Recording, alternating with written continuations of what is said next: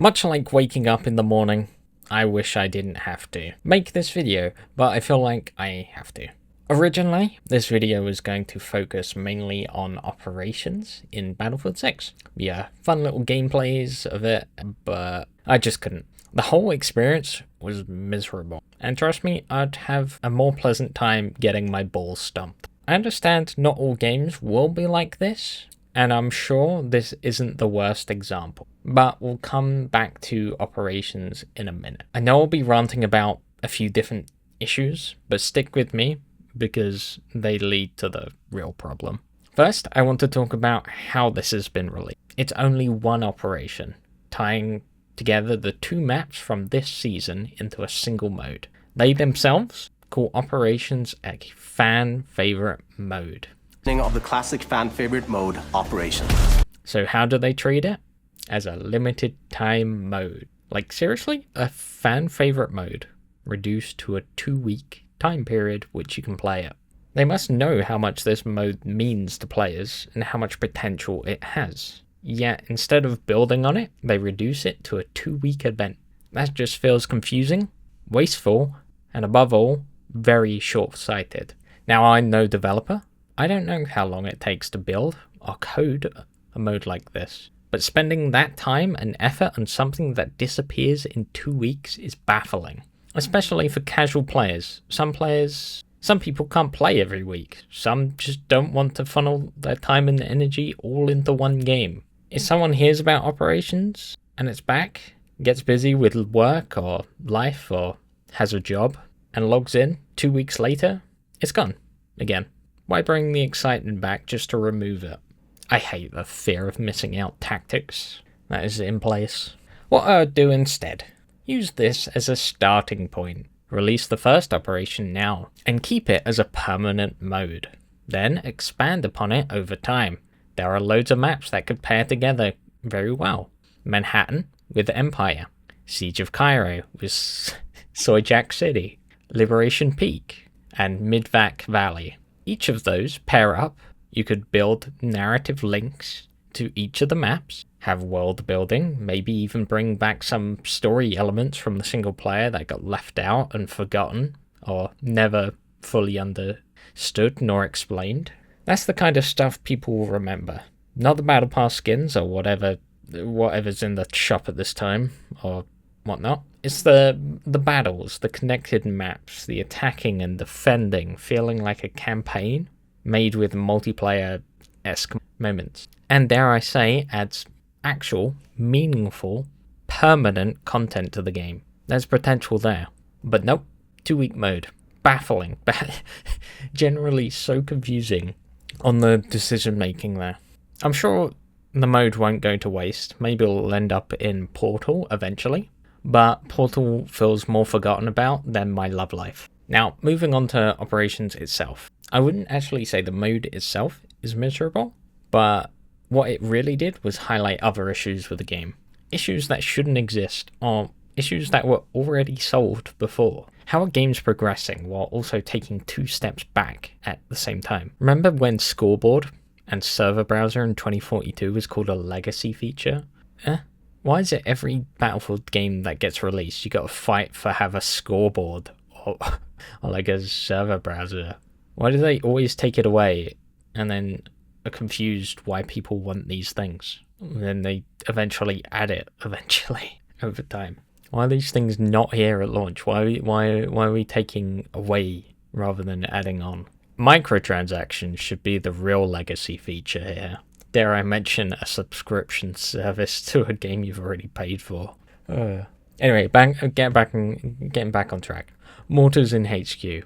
That small change has completely damaged matches, specifically Breakthrough and Operation. There's nothing more fun and engaging about spawning in, trying to move out, and instantly hearing a whistle sound every 10 seconds from someone sat in the safest place on the map. Hell, and they're probably not even playing. Probably got something holding down their mouse one while they go get a coffee or something. At launch, mortaring from HQ wasn't possible. That means mortars had to be used in areas everyone could access, which made them risky, fair, and counterable to all. So why change it? Now most games of Breakthrough or Operations have people sat safely in HQ, dropping endless mortar fire. You can't shoot them unless they position themselves stupidly. You can't send a drone in either, because you can't drone in HQ, but you certainly mortar from it.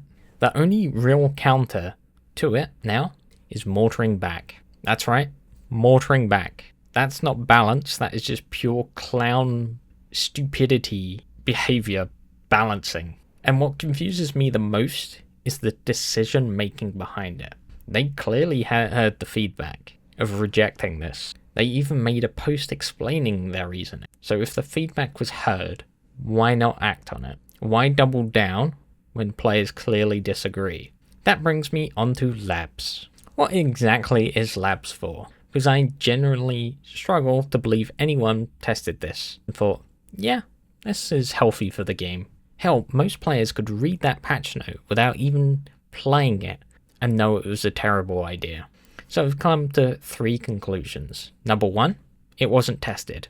Number 2, it was tested and the feedback was ignored. Number 3, it was tested and the people loved it. And if it's option 3, who exactly is this being tested with? Which makes me lean more heavily towards option 1 or 2. Because if changes are gonna go through regardless, then what's the point of asking for feedback if it's being used as toilet paper? I understand opinions differ. Some people will love things, others will hate them. But surely the goal should be balance, fairness, and long-term health for the game. Right now, it doesn't inspire much confidence for the future. And this is why people get frustrated. It's never just one patch note, one mode, one balance change. It's the pattern. One small issue becomes another, then trust starts slipping. It's one step forward, 2 steps back approach. It's just exhausting. And well, once people stop caring, that's much harder to win back. And as you can probably see from the gameplay behind me, or in front of me, it was tanks camping in HQ, endless mortar rain, and the occasional kill on the brave actually trying to push. So respect to those players playing, at least. Hopefully the gameplay speaks for itself and backs up everything I'm saying. And hopefully the rounds weren't boring for you, because they were for me. But I've spent my time here yapping about one of the many issues this game has. That doesn't even cover how flying still sucks because of insta-kill, no warning, guided missile, defib farmers, spawn camping, spawn killing, the list goes on. And that's exactly why the mortar changes stand out so much. Because it's a perfect example of a non-issue being turned into an issue, while actual problems people have complained about for ages are still being untouched, much like my crotch. That's the real frustration. It's not just one bad change happened, it's where the time, focus, and attention is being spent. When genuine problems stay ignored, but unnecessary changes get pushed through anyway, despite feedback, that's when people start losing confidence. That's where the real issue is here. But also, adding on to that, it's like nerfing the RPG for the billionth time because everyone uses engineer. You gotta step back and think to yourself, why on earth is everyone using the RPG? Why is everyone using engineer? Sure, the RPG does need a nerf, but the issue isn't the RPG itself, it's the pick rate and choices of why you'd want to be an engineer above everything else. They're fixing a permanent problem with temporary solutions. I don't know if I worded that right. Hopefully that makes sense. I don't like making negative videos, but that's a run off of my chest. This game has so much potential, and right now it just feels like it's slowly wilting away. Another little update, because I didn't get access to this early to make video on this for whatever reason. It's the year ahead for Battlefield 6, the 2026 roadmap. I'll react to it here and go over it quickly. Watching you play Season 2's Contaminated and Hoggenthal base highlights the amazing ingenuity and creative ways our community plays in our Battlefield sandbox. So, sitting in the back of the maps in HQ with a mortar, and then sitting back in tanks. Season 3 arrives this Season May, 3. and listen, we've heard your feedback about the kind of map experience you want in Battlefield loud and clear. And that is why Season 3 opens with our reimagining of a classic Battlefield 4 map. I don't think that's quite how it works. You heard the feedback about wanting more open maps, so you're just reusing old maps. Granted, it does look better. Which will be the biggest map in Battlefield 6 yet. Nearly 4 times the size of Mirak. I was just about to say about Mirak Valley, just because it's big doesn't mean it's good. Larger aerial spaces and more opportunities for strategic play when it comes to close quarter combat and long range engagement. Okay, good. Sounds good on paper, but it's one of those maps where if you're in a vehicle, you're going to have a good time. If you're not in a vehicle, you're going to have an awful time. We already have a lot of feedback to get the map ready for Season 3's launch. And later in the season, another legendary map arrives. Cairo. Yay! Another remake of a remake of a remake. It's just a more square. It's a square Siege of Cairo. In July, Season 4 will arrive. And with it, we'll now have land, air, and sea balance. That's right. Naval combat, Naval pretty warfare cool. You'll experience a new naval-focused map called Sulu Reef, even larger than Goldman. Okay, With original gigantic map. Air and sea Interesting. spaces that will begin testing in labs soon. And that's not all for Season 4. We also have the return to Wake Island, one Another remake of a remake of a remake of a remake. I'd much rather more original maps rather than just constant remaking of remakes. a dynamic wave system that makes ocean combat even Wave system. Don't tell me fish AI is coming next. And also added an AI system to it, so we have fish move out of the way when you get close to them. A placeholder boat. Placeholder boat. Since launch, we've heard of several features you'd like to see in Battlefield. Priority features. Let me guess, these are legacy features. But today I can confirm a server browser Called it. Called it. What? Legacy feature. modes, the return of platoons, Legacy so feature. you and your squad proximity check, Okay, that's which pretty gives cool. you even more. I can't wait to be called so many slurs. We're also dedicated to doing a rework pass on 2 maps, New Sobek and Blackwell Fields, using Battlefield Labs to help raise the quality bar on both. Okay, that should have been done. That should have been done beforehand. I'm sorry. That I don't think it should be praising this. Okay, it's good.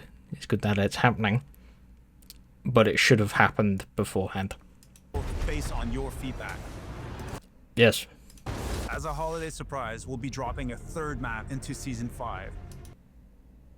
I reckon, because of the neon lights, I reckon it's Battlefield 4 map, like China Rising. Something along the lines.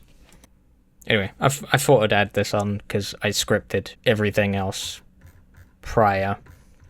And then this video drops. I thought I'd tack it on. Oh yeah, before I end, I did a few more games of operations. They weren't too bad. Nothing like I had previously. But my point still stands. And I haven't seen the attackers win at all. So clearly there's balance and issues. And honestly, with the amount of supposed playtesting and whatnot, again, shouldn't be an issue, but it is. There should be no lack of feedback. Yeah, these issues persist, which is, again, baffling to me. Leave your feedback in the comments below. I need more toilet paper. And until next time, see ya.